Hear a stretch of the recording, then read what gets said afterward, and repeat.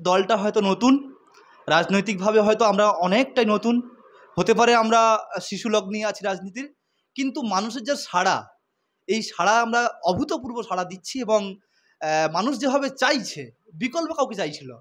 কিন্তু ইসবার মানে এই সময়টা মানুষ আইএসএফকেই চাইছে, বিকল্প হিসেবে আর কেউ নেই। আইএসএফ ছাড়া যে কোনো রাজনৈতিক দলে আপনি যান না কেন, সেখানে প্রকৃত শুনতে পারবেন দুর্নীতি, চুরি, ডাকাতি, রাহাজানি,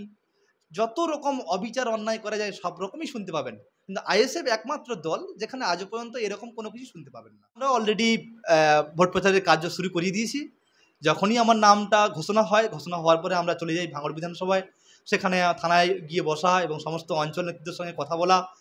সবার সঙ্গে সাংগঠনিক ব্যাপার নিয়ে কিছু আলাপ আলোচনা, এবং বিভিন্ন বিধানসভাতে যেমন বারুইপুর পূর্ব বিধানসভা, বারুইপুর পশ্চিম বিধানসভা, যাদবপুর বিধানসভা, টালিগঞ্জ বিধানসভা, সমস্ত সংগঠনের নেতৃত্বের সঙ্গে আলোচনা করি আমরা, এবং কিভাবে করলে সুষ্ঠুভাবে আরও মানুষের দ্বারে দ্বারে পৌঁছে যেতে পারবো, মানুষের অভাব অভিযোগ বুঝতে পারবো, তার জন্য আমরা সচেষ্ট চেষ্টা চালিয়ে যাচ্ছি। যাদবপুরবাসীকে এটাই বলবো যে আপনারা দীর্ঘদিন,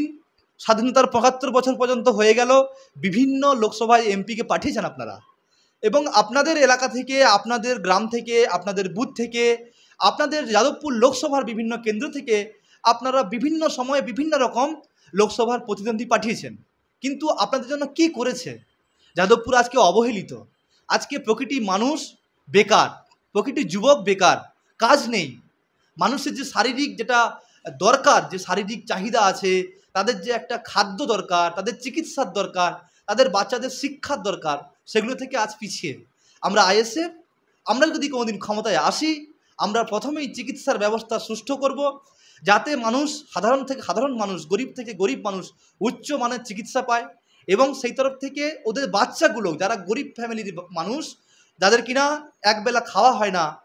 বা একবেলা কাজ হয় না, এরকম যাদের বাচ্চা আছে, তাদেরকেও পড়াশোনা যাতে আরও উন্নত মানের করতে পারি, তার ব্যবস্থাও আমরা করব।